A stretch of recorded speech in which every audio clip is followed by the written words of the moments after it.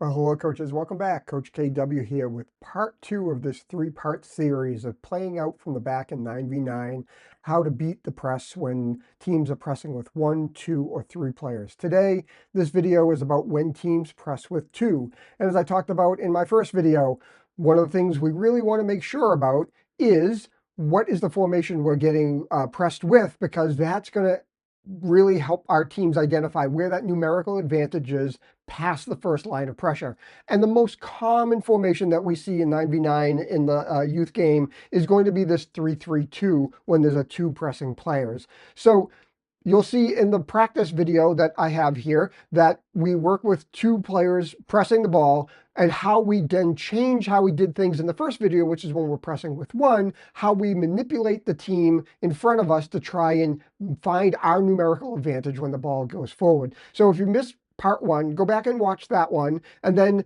if you're ready for this week, for this video, now watch this one so that you can go off and work with your team for the week on working on now when we get pressed with two.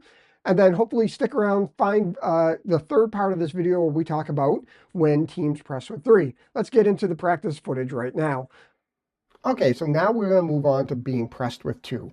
And again, we talk to our players what this might look like. And most of the time, when we see teams pressing with two, we're going to see a 3-3-2 against us. It's just the most natural thing, or some variation. But most of the time, in the leagues that we play in, we're seeing 3-3-2s deployed against us, which means they're bringing two strikers or forwards up with three in the midfield. So again, we talk about where is the situations to exploit. In the midfield, if they have three players to our five, then they, again, have to make choices as to where they cover. It also means that we look beyond our midfield to where our striker is. He could be matched up 1v1 with another center back if the two wider center backs are being pulled out to worry about those wide wingers. And that's always a great situation to have your striker 1v1 against one of the center backs, because if you can play the ball long or get the ball up there in a pass or two, it puts them in a really good situation to try and beat that player 1v1 and get up the field.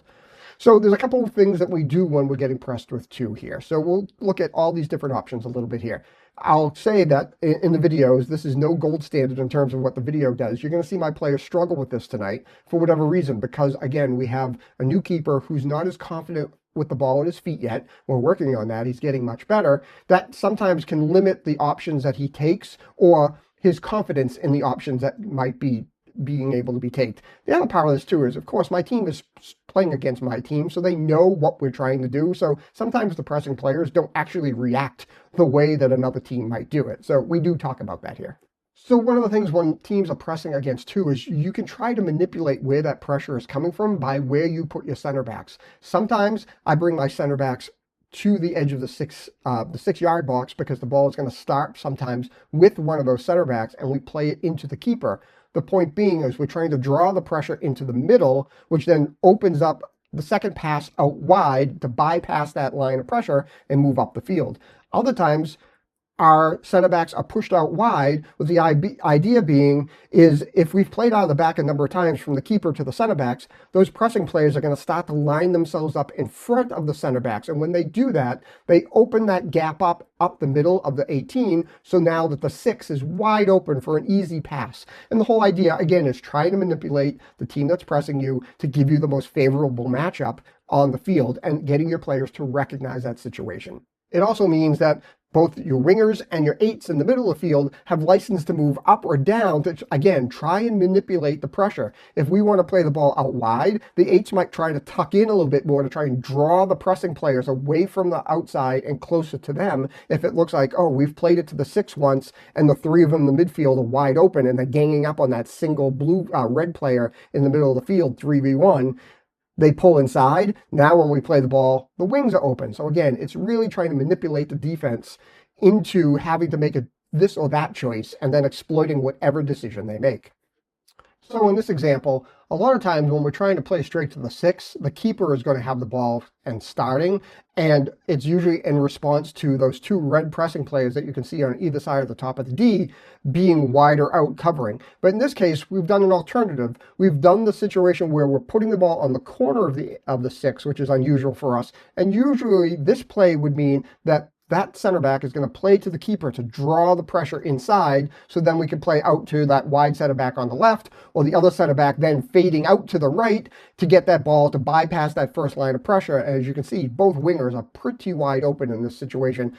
Some of it's because we need one more player in the midfield. But again, just doing that imagining, that's how this might look. But in this case, we give the center backs the same license. If they see that they can play this ball straight up the middle, instead of playing to the keeper, they just make the pass. What you're going to see here, though, is the result of a not great pass. He passes it in the air instead of on the ground, and it gets him in trouble. So let's just take a look at that video clip now.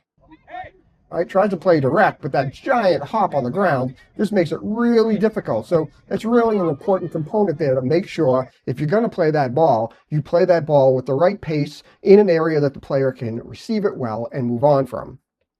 Now here's a little bit more of that traditional sort of passing pattern where we've placed the ball on the corner of the 6, which is unusual for us because usually I instruct my teams to always put the ball in the middle of the 6 so it doesn't give away which way we're going to play.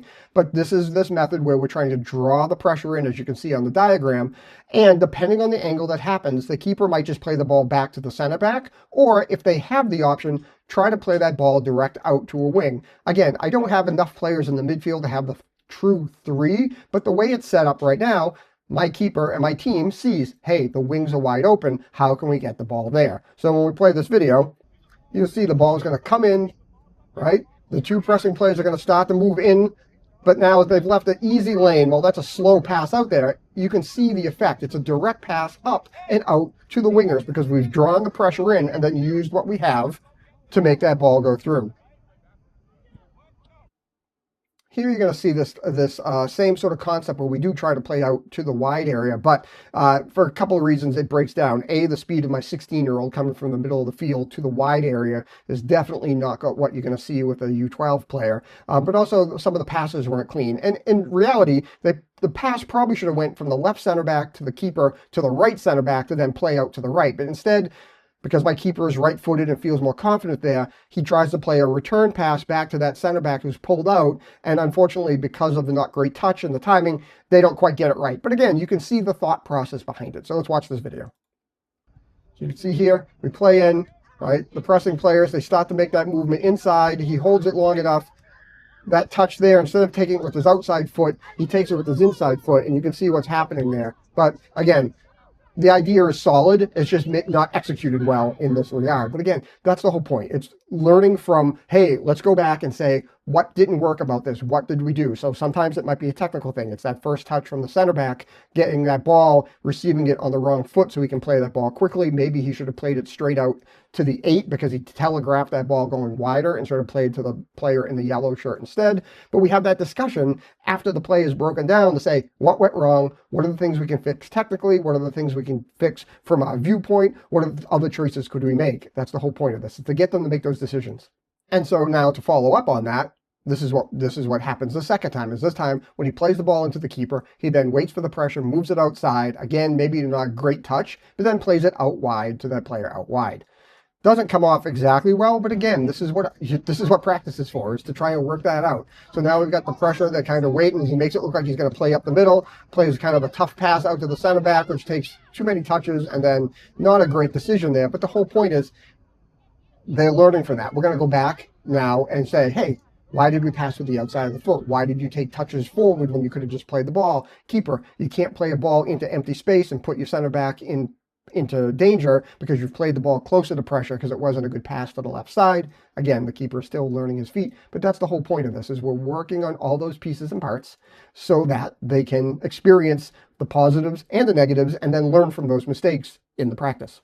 And lastly here, we play the simple piece that my 6 has dropped a little bit deeper, and now the keeper, now that we've played out left, right, and all these other things, if we've got those 2 pressing players to start to spread out a little bit and open up the gap, we play up the middle. Again, you're going to see not a great pass, a pass into the air that puts this 6 under a lot of pressure early, but again, it's the idea that counts here while we're working on this in practice.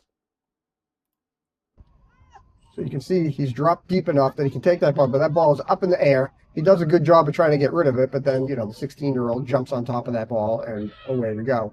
So, again, pressing with 2. It can be a little bit more difficult. We didn't have a great night this night, but we do have a lot more success in games and such. But, again, that's what practice is for.